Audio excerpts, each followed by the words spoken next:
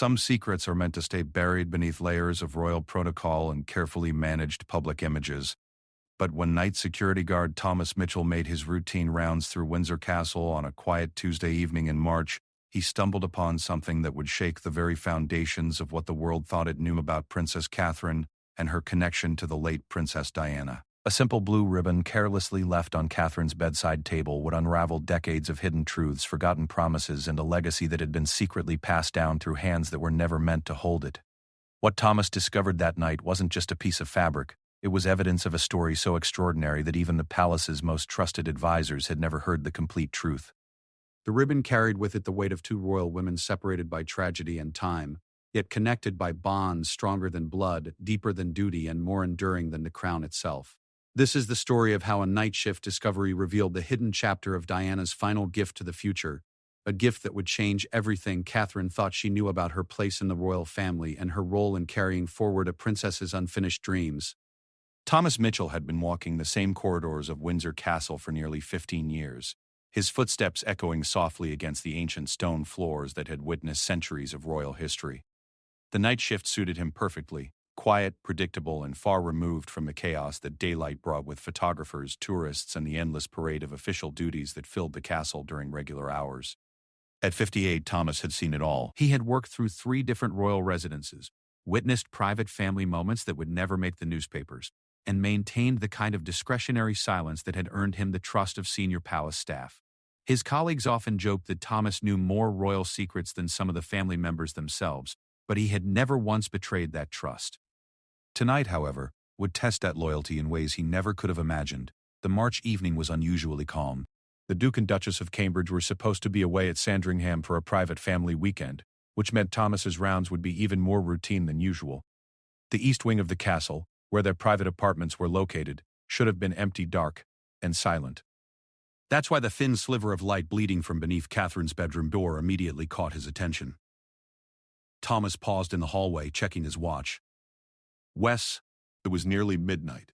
Protocol demanded that he investigate any unexpected lights in areas that should be unoccupied. But something about this particular situation made him hesitate. The Duchess of Cambridge had always been courteous to the staff, greeting him warmly during their occasional late-night encounters when she couldn't sleep and wandered the halls with a cup of tea.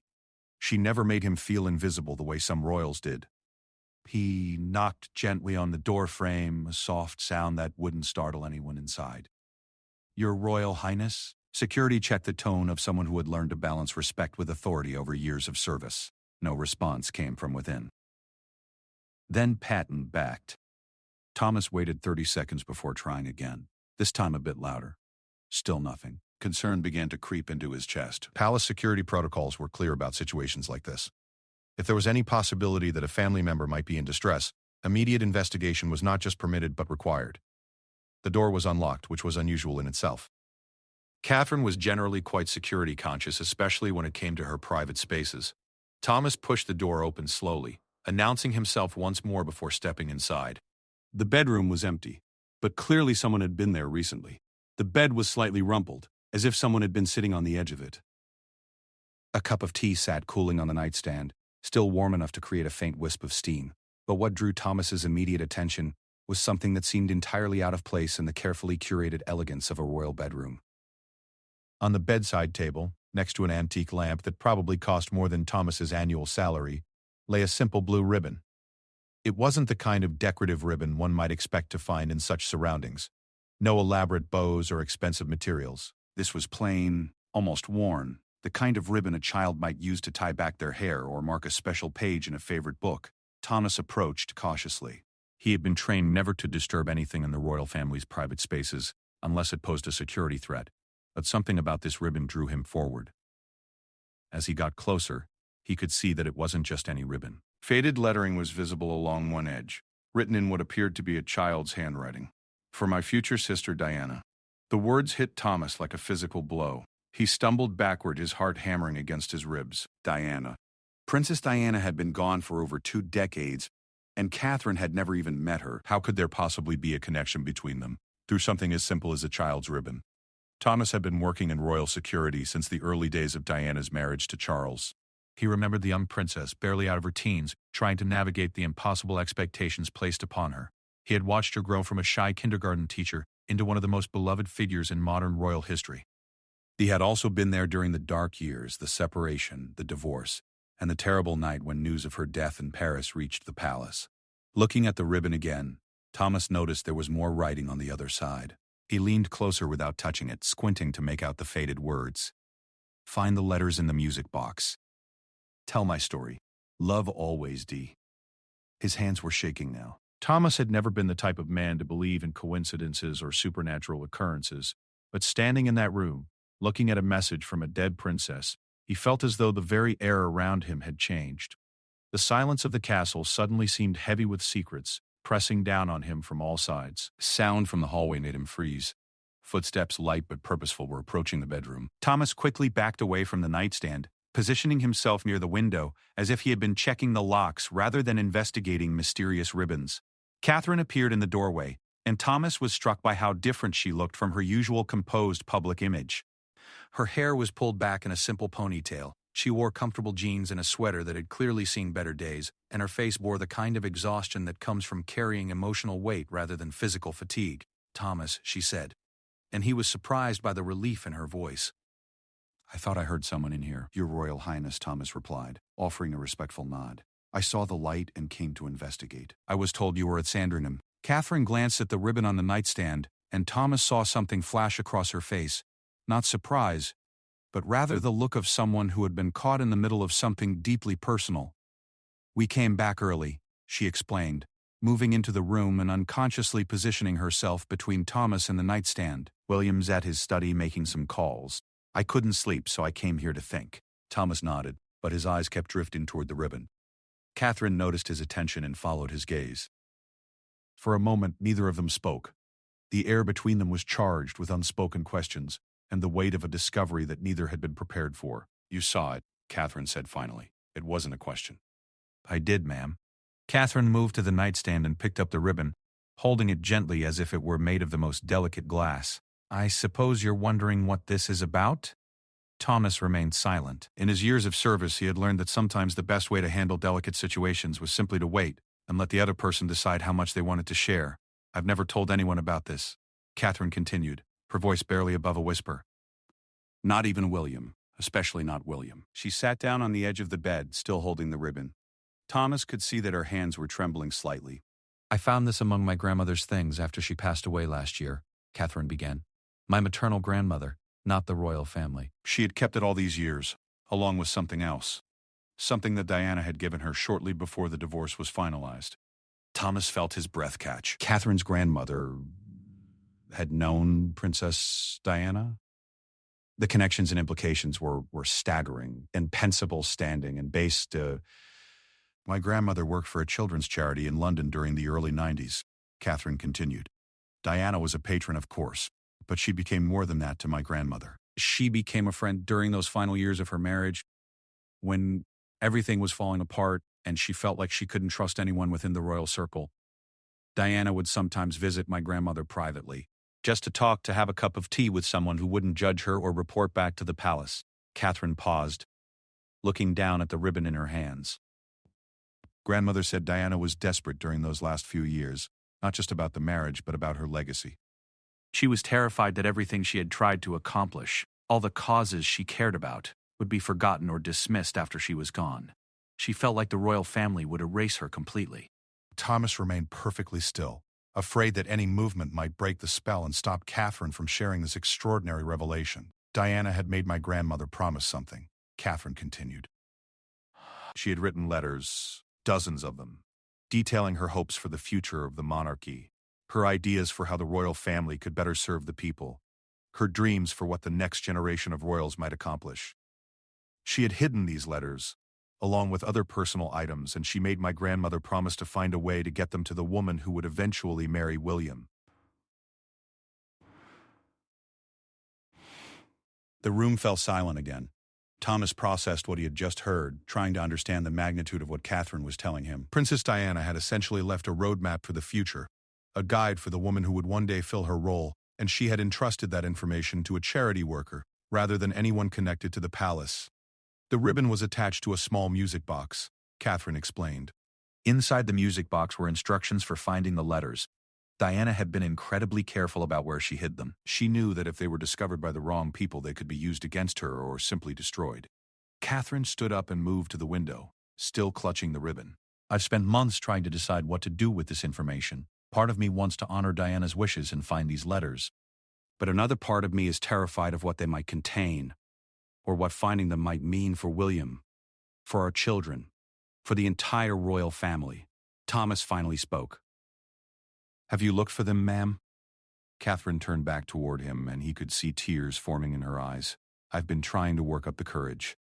According to the instructions, they're hidden somewhere within the royal residences. Diana was clever about it. She chose places that would remain accessible to future generations, but wouldn't be disturbed during routine maintenance or renovations." She wiped her eyes with the back of her hand. "Thomas, I need to ask something of you, and I understand completely if you feel you can't agree to it." Thomas straightened his shoulders. "What do you need, Your Royal Highness?" "I need your help finding these letters. Your knowledge of the palaces, your access to areas that I couldn't reach without raising questions. I think you might be the only person who could help me do this without creating a scandal." The weight of what Catherine was asking settled over Thomas like a heavy blanket. She was essentially asking him to participate in uncovering a secret that Princess Diana had hidden from the royal family for over 25 years. The implications were staggering, both for what they might discover and for his own position if they were caught. But looking at Catherine's face, seeing the hope and desperation there, Thomas found himself nodding before he had consciously made the decision. "I'll help you," he said simply. Catherine closed her eyes in relief. "Thank you," she whispered. "You have no idea what this means to me." Thomas looked once more at the ribbon in her hands. "Where do we start?" Catherine moved back to the nightstand and picked up a small piece of paper that Thomas hadn't noticed before. "According to this, the first location is somewhere in the White Drawing Room at Buckingham Palace. Diana wrote that she hid something behind a loose panel near the fireplace." Thomas nodded slowly. He knew every inch of Buckingham Palace, including maintenance areas and architectural details that most people would never notice. If there was a loose panel in the White Drawing Room, he would be able to find it. "When?" he asked. "Tomorrow night," Catherine said without hesitation. "William has meetings all day, and I can arrange to be at the palace for a late dinner with some charity coordinators. That would give us a legitimate reason to be there after hours." As Thomas prepared to leave, Catherine called his name softly. He turned back to see her holding the ribbon up to the light from the window. "Thomas," she said, "do you think we're doing the right thing?" He considered the question carefully. "I think, ma'am, that Princess Diana trusted your grandmother with this secret for a reason. And I think she would be proud to know that you're brave enough to honor that trust." Catherine smiled for the first time since he had entered the room. "I hope you're right." As Thomas made his way back to his regular patrol route, his mind raced with questions and possibilities. Tomorrow night, they would begin a journey that could change everything anyone thought they knew about Princess Diana's final years and her hopes for the future of the monarchy. The blue ribbon had been just the beginning. The next evening arrived with an unseasonable chill that seemed to penetrate the very walls of Buckingham Palace. Thomas had spent the entire day in a state of nervous anticipation, double-checking his security schedules and mentally mapping the route they would need to take to reach the White Drawing Room without attracting attention. The weight of what they were attempting pressed heavily on his shoulders, but there was no turning back now. Catherine arrived at the palace precisely at 7 o'clock, dressed in the kind of elegant but understated attire she wore for low-key charity events. Thomas watched from his position near the grand entrance as she greeted the small group of charity coordinators who had genuinely been invited for dinner. Her performance was flawless, warm, engaged, and completely natural. No one would have suspected that she had anything else on her mind beyond the evening's charitable discussions. The dinner proceeded according to plan. Thomas maintained his normal patrol schedule, but positioned himself strategically so that he could monitor Catherine's progress through the evening. At exactly 9:15, she excused herself from the dinner, claiming she needed to review some documents in one of the private offices before their next meeting. The charity coordinators settled into the blue drawing room for coffee and continued discussions, giving Catherine the perfect window of opportunity. Thomas met her in a service corridor that connected the main palace to the east wing. The hallway was dimly lit and rarely used after hours, making it the ideal location for their clandestine meeting. Catherine had changed from her dinner attire into dark jeans and a black sweater, and she carried a small flashlight and the music box that contained Diana's instructions. "Are you ready for this?" Thomas asked quietly. Catherine nodded, though he could see the nervousness in her eyes. "I've been thinking about this all day. Part of me still can't believe we're actually doing it." They made their way through a series of back corridors that Thomas knew like the back of his hand. The white drawing room was located in the heart of the palace, and reaching it without being detected required careful navigation through areas that were monitored but not heavily patrolled at this time of evening. As they walked, Catherine shared more details about what her grandmother had told her about Diana's final years. The picture that emerged was of a woman who was far more strategic and forward-thinking than the public had ever realized. Diana had apparently spent considerable time during her final months creating what she called her legacy project, a comprehensive plan for how the monarchy could evolve to better serve the modern world. Grandmother said Diana was obsessed with the idea that real change could only come from within the institution. Catherine whispered as they paused at a corner to ensure the next corridor was clear. She believed that if the right person came along, someone who genuinely cared about people and wasn't born into the system, they could use their position to implement real reforms. The public image of Diana's final years had focused heavily on her charitable work and her relationship with Dodi Fayed, but this suggested she had been thinking much more deeply about systemic change within the royal family itself. They reached the entrance to the white drawing room without incident. Thomas used his security access card to unlock the door, and they slipped inside quickly. The room was magnificent even in the dim light, ornate furnishings, priceless artwork, and an atmosphere of centuries-old grandeur. But tonight, they weren't there to admire the decor. Catherine consulted the music box instructions while Thomas examined the fireplace area with his flashlight.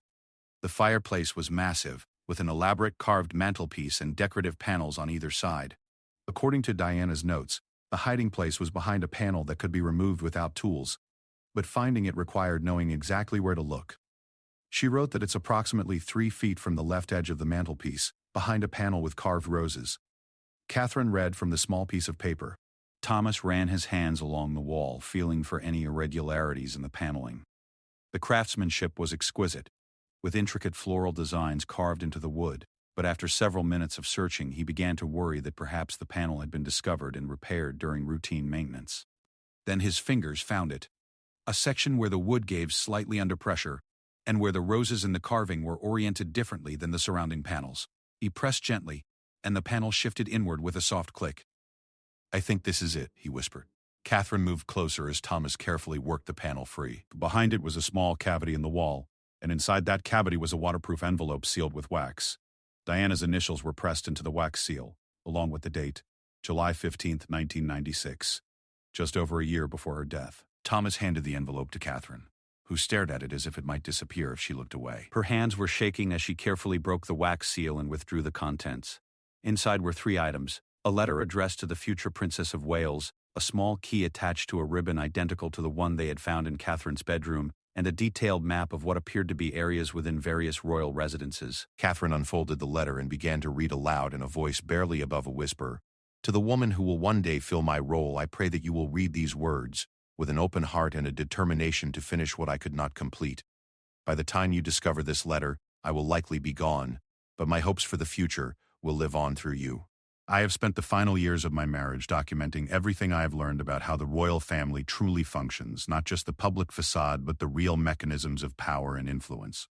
I have also developed a comprehensive plan for how these systems could be reformed to better serve the people we are meant to protect and represent. The monarchy is not just a ceremonial institution. It has real power and influence that could be used to create meaningful change in the world. But that power has been wasted for generations because those who hold it have been more concerned with preserving tradition than with serving humanity. You have an opportunity that I never had. You are not born into this system, which means you can see its flaws more clearly than those who have never known anything else. You also have the advantage of coming into this role at a time when the public is ready for change, when they are demanding more authenticity and relevance from their institutions. I have hidden detailed plans and research in 7 different locations across the royal residences. Each location contains specific information about different aspects of potential reform: charitable giving, public engagement, political influence, media relations, and succession planning. Together, they form a complete blueprint for transforming the monarchy into something that could truly make a difference in the world. The key you have found will open a safety deposit box at Coutts Bank in London. Inside that box are financial documents and legal papers that prove how royal money has been misused over the years, along with proposals for how those resources could be better allocated. This information alone could force significant changes if used correctly, but I want you to know that pursuing this path will not be easy. There are people within the palace, within the government, and within the broader establishment who will fight to prevent any meaningful change. They have already silenced me once through divorce and isolation, and they would not hesitate to do the same to you if they perceived you as a threat. You must be careful about whom you trust. The people who seem most supportive of your public role may be the same ones who will work hardest behind the scenes to limit your real influence. Build your own network of allies outside the traditional power structure, just as I tried to do. Most importantly, remember that this is not about personal glory or revenge against those who have wronged us. This is about using the extraordinary privilege of our position to create a better world for future generations. The royal family has the potential to be a force for genuine good in the world, but only if someone is brave enough to push them in that direction. Wow. I believe you can be that person. I believe you have the strength, the intelligence, and the heart to accomplish what I could not. Please do not let my dreams die with me. With love and hope for the future, Diana. Catherine's voice had grown steadier as she read, but Thomas could see tears streaming down her face by the time she finished. The letter was extraordinary in its scope and ambition, but also heartbreaking in its acknowledgement of Diana's own failures and limitations. She planned all of this, Catherine whispered. Everything. She knew exactly what needed to be done, and she created a roadmap for someone else to follow. Thomas carefully replaced the panel while Catherine studied the map and the key. The map showed locations at Buckingham Palace, Windsor Castle, Sandringham, Balmoral, and several other royal properties. Each location was marked with a symbol and a brief note about what type of information could be found there. Some of these places I've never even been to, Catherine observed, and others I know well, but I never would have thought to look in these specific areas. They made their way back through the palace corridors, both lost in thought about the implications of what they had discovered. Catherine carefully tucked the letter and map into an inner pocket of her jacket, while Thomas carried the key and ensured their route remained clear. As they reached the service corridor where they had first met that evening, Catherine stopped suddenly. "Thomas," she said, "I need you to know that I understand what I'm asking of you. If we continue with this, we're not just looking for hidden letters. We're potentially uncovering evidence of financial misconduct, political manipulation, and who knows what else. If we're caught, or if any of this becomes public in the wrong way, it could destroy both of our lives." Thomas had been thinking about exactly these same concerns throughout the evening. The rational part of his mind told him to walk away now before they went any deeper into whatever Diana had uncovered. But looking at Catherine's determined expression, he found himself thinking about the young princess he had watched grow up in this same palace, the one who had died believing that her dreams for change would die with her. "Your Royal Highness," he said formally, "I've spent 15 years watching how this institution really works from the inside. I've seen the waste, the manipulation, the missed opportunities. If Princess Diana found a way to document all of that and create a plan for fixing it, then I think we owe it to her, and to the people this family is supposed to serve, to see it through." Catherine smiled through her tears. "Then we continue." They parted ways at the service entrance, Catherine returning to conclude her charity dinner as if nothing had happened, and Thomas resuming his normal patrol duties. But both of them knew that everything had changed. They were no longer just a royal family member and a security guard. They were conspirators in a plan that had been set in motion over 20 years earlier by a princess who had refused to let her dreams die with her. Over the following days, Catherine and Thomas began planning their next moves. The map indicated that the second location was at Windsor Castle, in an area beneath the Round Tower that Thomas had access to, but Catherine had never seen. According to Diana's notes, this location contained information about financial irregularities and proposed reforms. But they also began to notice things that made them both nervous. Catherine mentioned that William had been asking more questions about her whereabouts and activities. Thomas noticed that his supervisor had been paying more attention to his patrol routes and timing. Perhaps it was just paranoia, but they both felt as though they were being watched more closely than usual. The stakes were rising, and they hadn't even scratched the surface of what Diana had hidden for them to find. 3 weeks had passed since their discovery in the White Drawing Room, and the weight of Diana's secret was beginning to take its toll on both Catherine and Thomas. They had managed to retrieve documents from 2 additional locations, one at Windsor Castle and another at Kensington Palace. and what they were uncovering was far more explosive than either had anticipated. The Windsor Castle documents had contained detailed financial records showing how royal charitable funds had been diverted for personal use over several decades. Diana had meticulously documented instances where money donated by the public for specific causes had been used instead for palace renovations, private travel, and even personal investments. The scope of the misuse was staggering, running into tens of millions of pounds. The Kensington Palace location had yielded something even more disturbing. Correspondence between senior royal advisors and government officials discussing how to limit Diana's influence during her final years. The letters revealed a coordinated effort to isolate her from meaningful charitable work and to discredit her in the media whenever she attempted to speak out on issues that went beyond the traditional royal remit. Catherine had been spending sleepless nights reading through everything they had found, trying to understand the full implications of Diana's research. The picture that emerged was of a royal family that had systematically prioritized self-preservation over public service, and of a government that had been complicit in maintaining that system. But it was the fourth location that would change everything.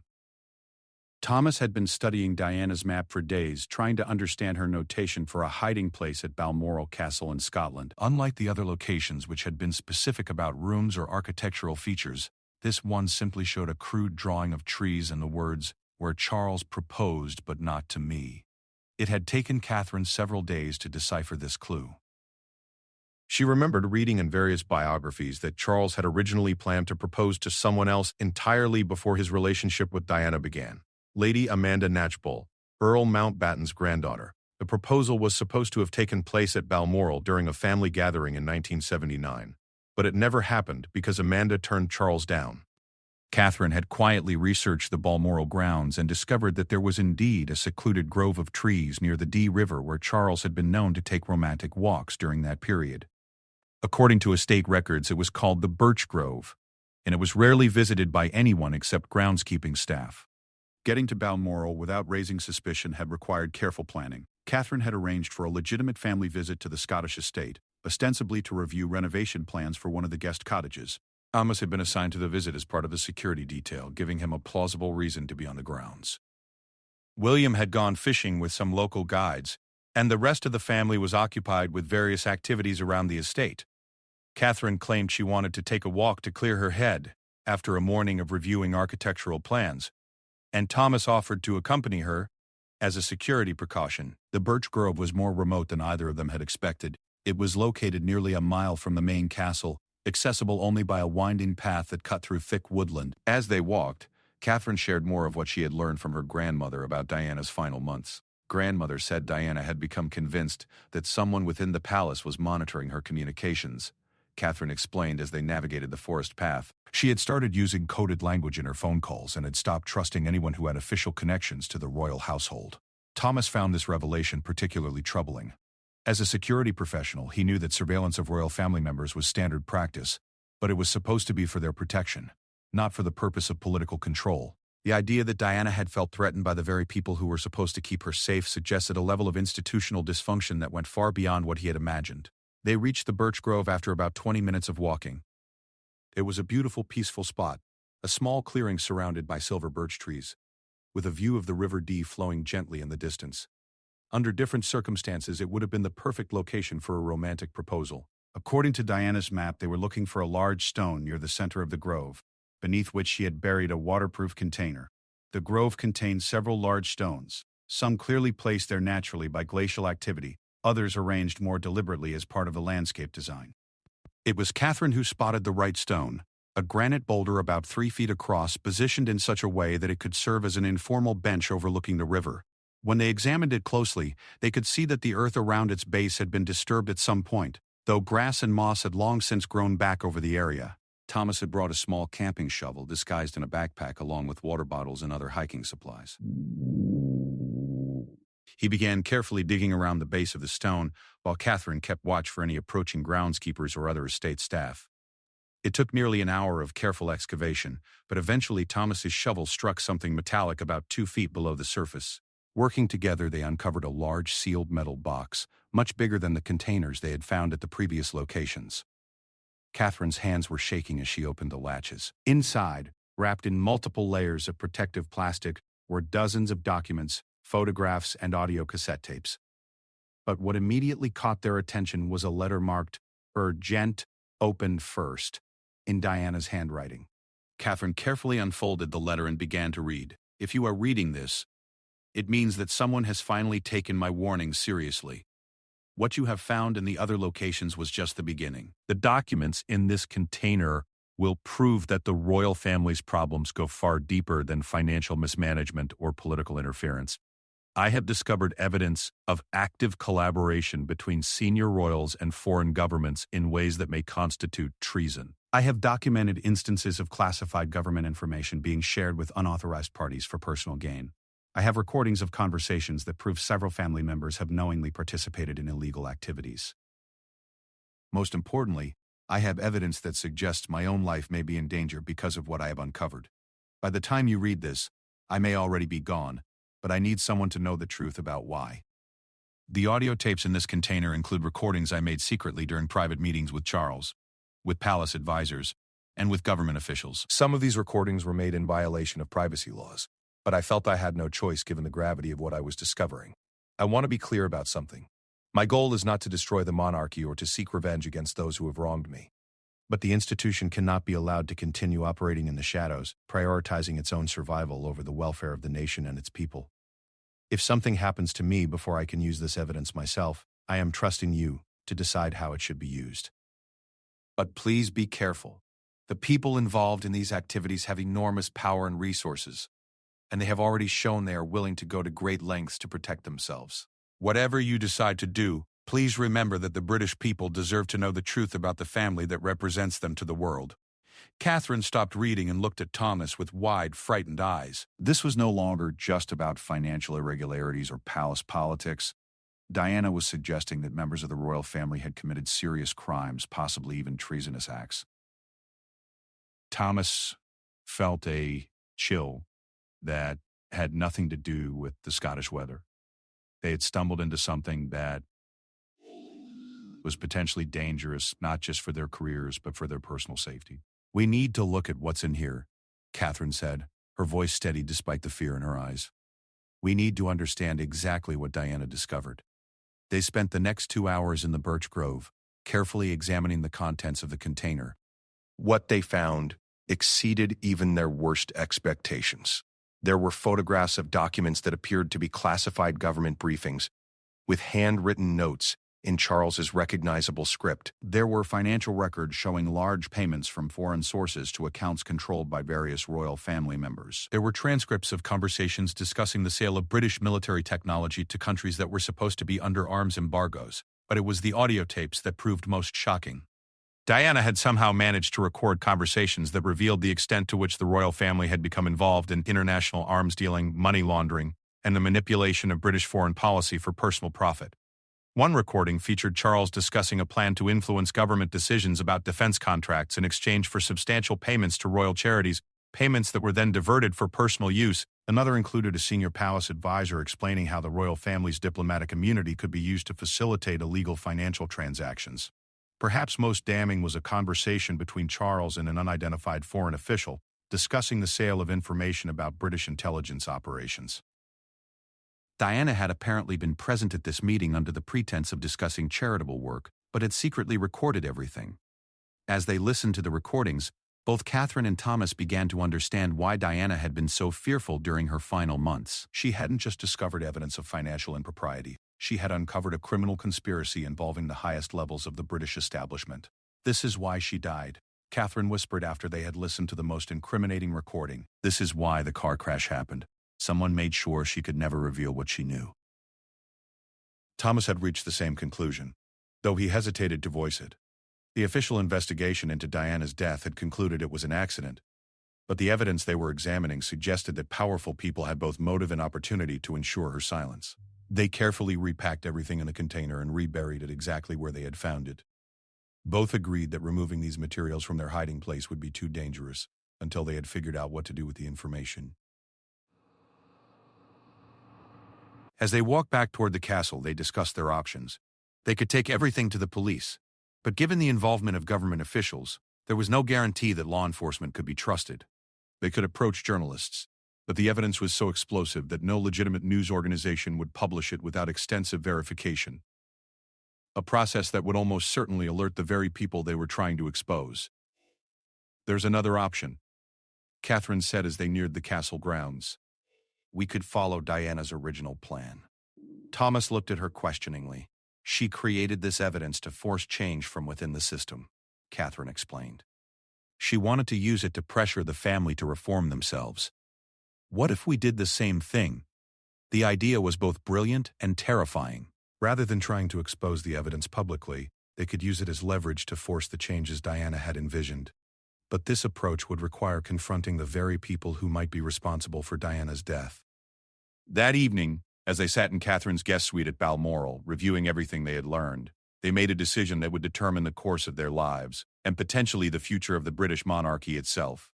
They would complete Diana's mission, gathering all of the evidence from the remaining hiding places, and they would present the royal family with an ultimatum: implement the reforms Diana had outlined or face public exposure of their crimes. It was a dangerous game they were about to play, but they both felt they had no choice. Diana's legacy demanded nothing less than the transformation she had died trying to achieve. 6 months had passed since Catherine and Thomas first discovered the blue ribbon, and their secret investigation had fundamentally changed both of their lives.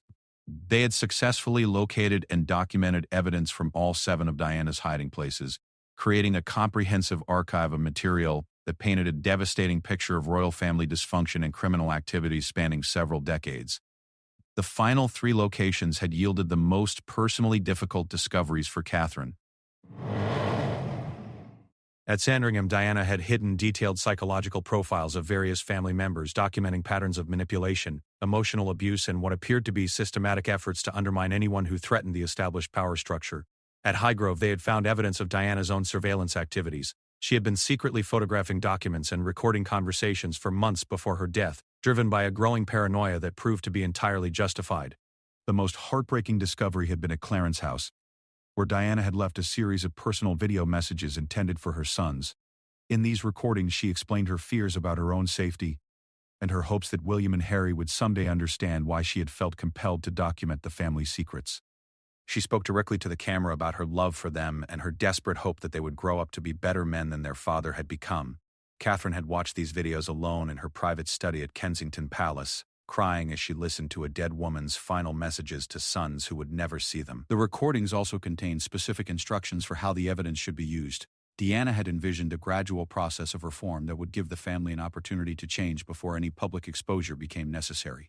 Now Catherine and Thomas faced the most challenging part of their journey, deciding how to use everything they had discovered. The evidence was so comprehensive and damning that it could potentially bring down the entire monarchy if released publicly.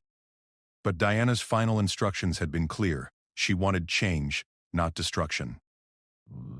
Decision about their next steps was taken out of their hands by an unexpected development. William had begun asking increasingly pointed questions about Catherine's activities and her relationship with Thomas.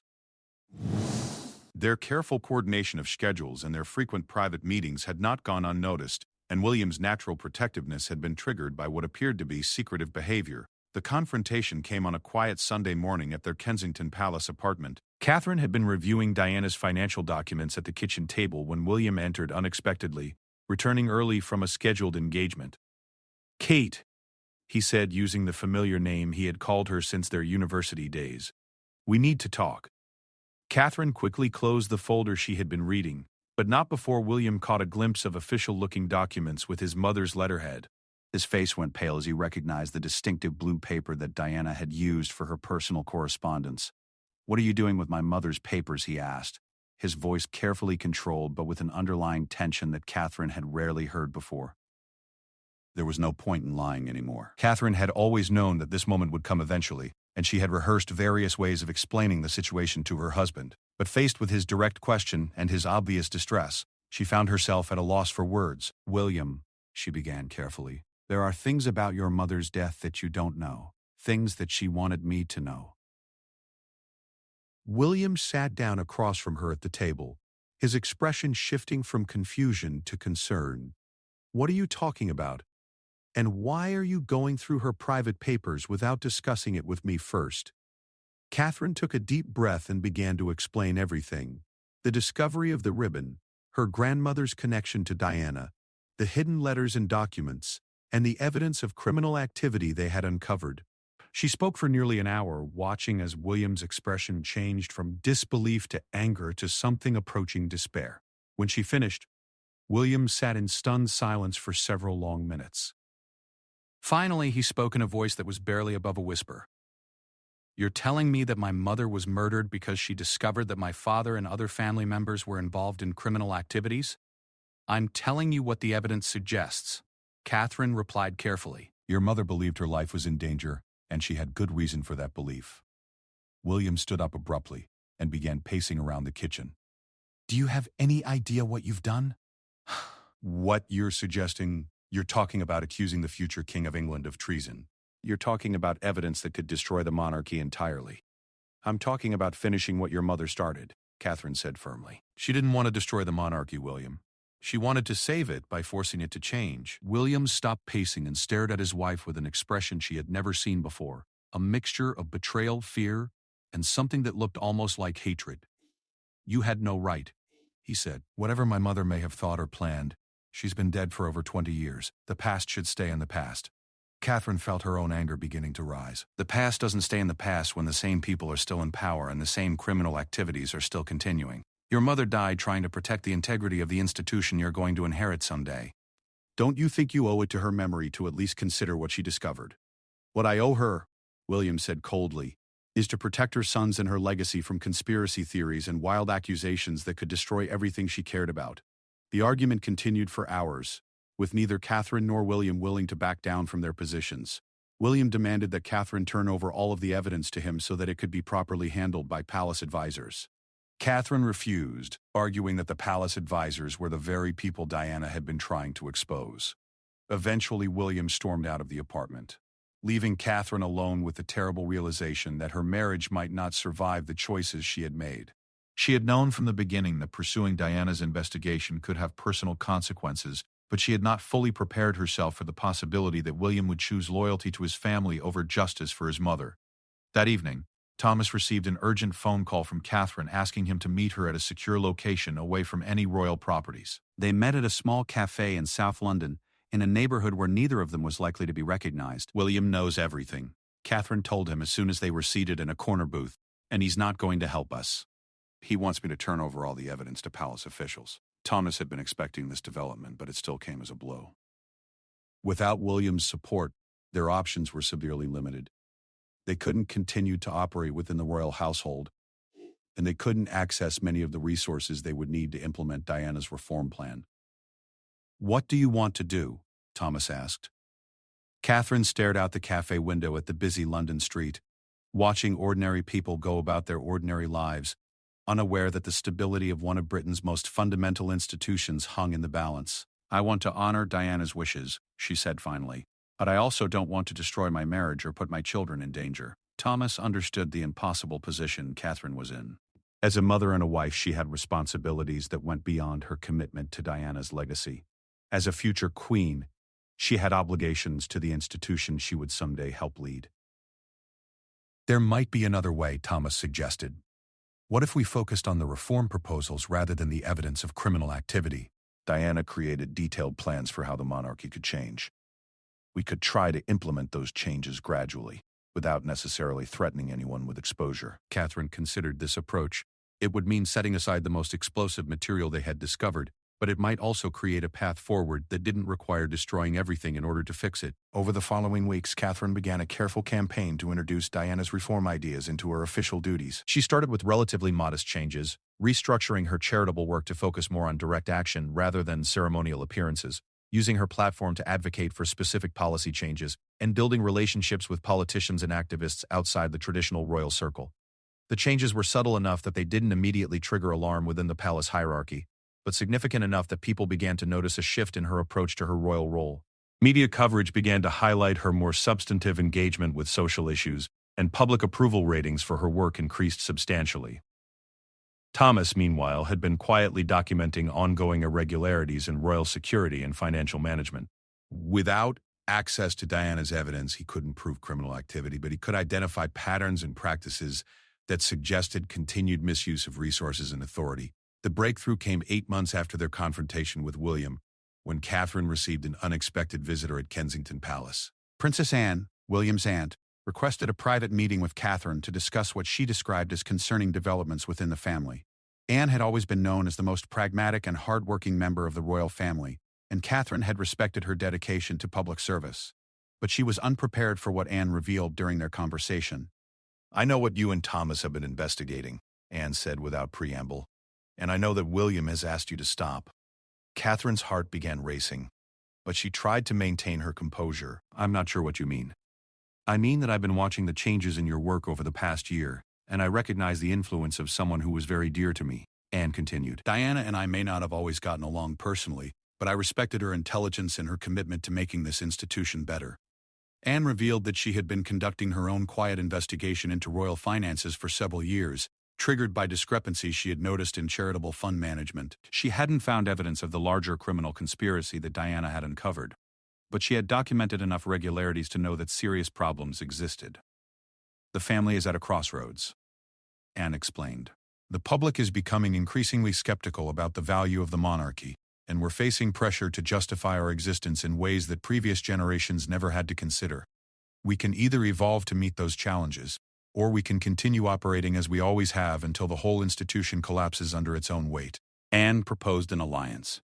She would use her influence within the family to support gradual reforms, while Catherine and Thomas continued their research and advocacy work. Together, they might be able to implement meaningful changes without creating the kind of scandal that would destroy the monarchy entirely. It wasn't the dramatic confrontation that Diana had envisioned, but it represented a path forward that honored her memory, while protecting the institution she had ultimately wanted to preserve. Catherine agreed to Anne's proposal, with the understanding that the most explosive evidence would remain hidden unless other approaches failed. Over the following year, significant changes began to emerge within the royal family's operations. Financial management became more transparent, with independent oversight of charitable funds. The family's public engagement strategies shifted toward more substantive involvement in policy discussions. Most importantly, a new generation of royals began to embrace a more service-oriented approach to their roles. William eventually came to understand and support Catherine's work, though their marriage required significant rebuilding after the trust that had been broken during their initial confrontation. He never fully embraced his mother's more radical reform ideas, but he acknowledged that change was necessary, and began working alongside Catherine to implement Diana's vision in ways that didn't threaten the stability of the institution. Thomas continued his security work but also became an informal advisor to Catherine and Anne on institutional reform. His unique perspective as someone who had observed royal operations from both inside and outside the family hierarchy proved invaluable in identifying problems and developing practical solutions. The blue ribbon that had started everything remained in Catherine's private possession, displayed in a simple frame in her study alongside a photograph of Diana holding infant William. It served as a daily reminder of the responsibility she had inherited and the legacy she was working to fulfill. Diana's complete evidence archive remained hidden, secured in locations known only to Catherine and Thomas. They had agreed that it should be preserved for future generations' insurance against any backsliding into the corrupt practices of the past, but also hoped that it would never need to be used. The transformation of the royal family was gradual and sometimes painful, but it was real. Diana's dreams of a monarchy that truly served its people were finally being realized not through the dramatic exposure she had planned, but through the patient work of people who understood that lasting change required building rather than destroying. In her final video message, Diana had expressed hope that someone would have the courage to finish what she had started. That courage had ultimately come not from a single person, but from an unlikely alliance of individuals who shared her vision of what the monarchy could become. The blue ribbon had been more than just a clue to hidden secrets. It had been a thread connecting past dreams to future possibilities, binding together people separated by death and time in a common purpose that would echo through generations to come.